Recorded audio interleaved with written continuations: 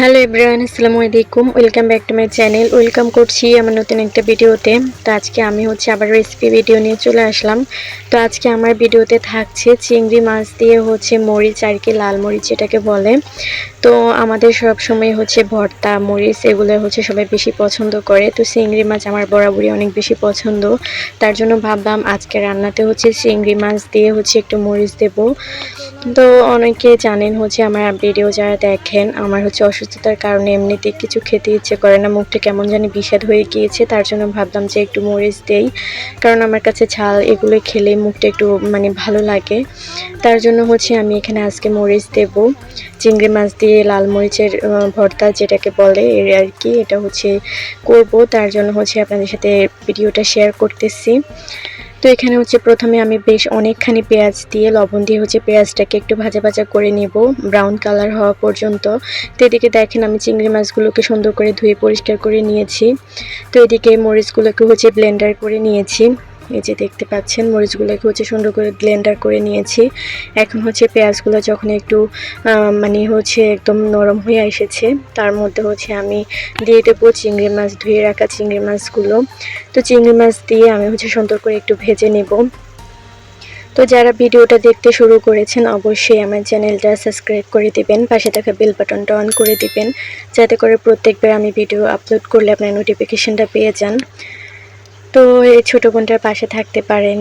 অবশ্যই যদি ভিডিও কোনো অংশ ভালো লেগে থাকে তো লাইক করতে ভুলবেন না। অনেকে আছে ভিডিও দেখে কিন্তু লাইক করে না, লাইক দিতে ভুলে যায়। তো তাদের জন্য বলতেছি একটু লাইক করে দেবেন। আর ভিডিওটা যেহেতু প্লে করে দিয়েছেন, একটু কষ্ট করে সাবস্ক্রাইব করে দেবেন এবং ফুল ওয়াচ করে দেবেন। তো এখানে আমি লবণ দিয়ে, হলুদ দিয়ে, পেঁয়াজ মধ্যে চিংড়ি মাছগুলো একটু ভেজে নেব সুন্দর করে, লাল হওয়া পর্যন্ত, ভাজা ভাজা হওয়া পর্যন্ত চিংড়ি মাছগুলোকে আমি সুন্দর করে একটু ভেজে নেব।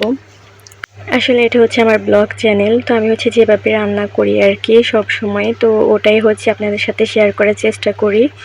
তো আপনাদের কাছে কেমন লাগে জানি না, আমি ব্লগ আপলোড করে দেখি ব্লগে তেমন ভিউজ আসে না, রান্না বান্নার ভিডিও দিলে সেগুলো একটু বেশি পছন্দ করেন আপনারা। তো কি করব বুঝতে পারতেছি না। তো তার জন্য আজকে আবার একটা রান্নাবান্নার ভিডিও নিয়ে চলে আসলাম। তো এখানে যে চিংড়ি মাছগুলোকে আমি সুন্দর করে ভেজে নিয়েছি, একটু গুঁড়ামরিচ দিয়েছি, তারপর একটু জিরা গুঁড়া দিয়েছি, দিয়ে সুন্দর করে মাছগুলোকে আমি একটু ভেজে নিচ্ছি। তো এর মধ্যে আমার বড় মেয়ে বলতেছে যে মাছ খাবে, তো তাকে এখানে সুন্দর করে ভেজে নেওয়া মাছগুলো একটু উঠিয়ে তাকে খাওয়ালাম। তো আমার মেয়েরাও পছন্দ করে চিংড়ি মাছ ভুনা আর কি, তো মেয়েকে একটু উঠিয়ে দিয়েছি। তারপর এই যে চিংড়ি মাছগুলো যখন ভাজা ভাজা হয়ে আসছে, তখন আমি ব্লেন্ডার করে রাখা মরিচগুলো দিয়ে দেব। মরিচগুলোকে লাল মরিচ, তারপর রসুন, পেঁয়াজ দিয়ে একটু ব্লেন্ড করে নিয়েছি ব্লেন্ডার জারে। তো এরপর আজকে শিলপাটায় বাটিনি, শিলপাটায় বাটলে অনেক কষ্ট হয়, কারণ যেহেতু অনেকগুলো মরিচ দিয়েছি, তার জন্য শিলপাটায় বাটতে গেলে অনেক বেশি পরিশ্রম হয়ে যায়। তার জন্য শিলপাটায় আর বাটলাম না। শিলপাটায় বাটলে টেস্টটা আরও ভালো হয়, অনেক ভালো লাগে, মজার হয়। তার জন্য আমার হাজব্যান্ড বলছিল যে শিলপাটায় বাটার জন্য, তো আমার শরীরও ভালো লাগতেছিল না, তার জন্য ব্লেন্ড করে নিলাম। তো এরপর সুন্দর করে একটু তেলের মধ্যে মরিচগুলোকে ভালো করে কষিয়ে নেব। যখন একটু লাল লাল হয়ে আসবে তখন এখানে আমি পানি ব্যবহার করব।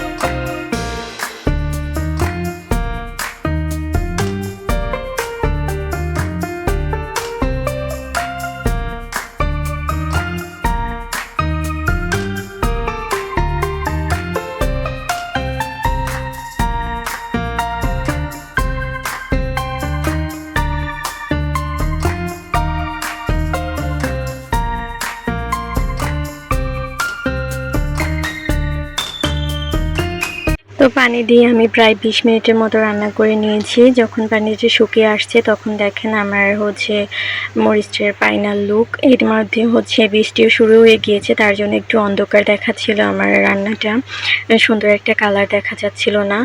মৌসুমধারে বৃষ্টি হচ্ছে, রান্নার মাঝখানে অনেক বেশি বৃষ্টি হচ্ছিল। তো এরপরে যে আমি হচ্ছে নামিয়ে নেব এখন। সুন্দর করে হচ্ছে যে রান্না হয়ে গিয়েছে, কত সুন্দর একটা কালার এসেছে। এরকম একটা মরিচ ভর্তা যদি হয় তাহলে অনায়াসে 1 প্লেট ভাত খাওয়া কোনো ব্যাপারই না। আমার তো অনেক ভালো লাগে। কার কাছে ভালো লাগে অবশ্যই কমেন্ট করে জানাবেন। কার কার এই ভর্তাটা পছন্দ অবশ্যই কমেন্ট করে জানাতে পারেন। তো আজকে আমার এই ভিডিওটা তোমাদের কাছে কেমন লেগেছে অবশ্যই কমেন্ট করে জানাবেন। আর যদি ভালো লেগে থাকে চ্যানেলটা প্লিজ সাবস্ক্রাইব করে দিয়ে পাশে থাকবেন। আজকের জন্য ভিডিওটা এই পর্যন্ত। আল্লাহ হাফেজ।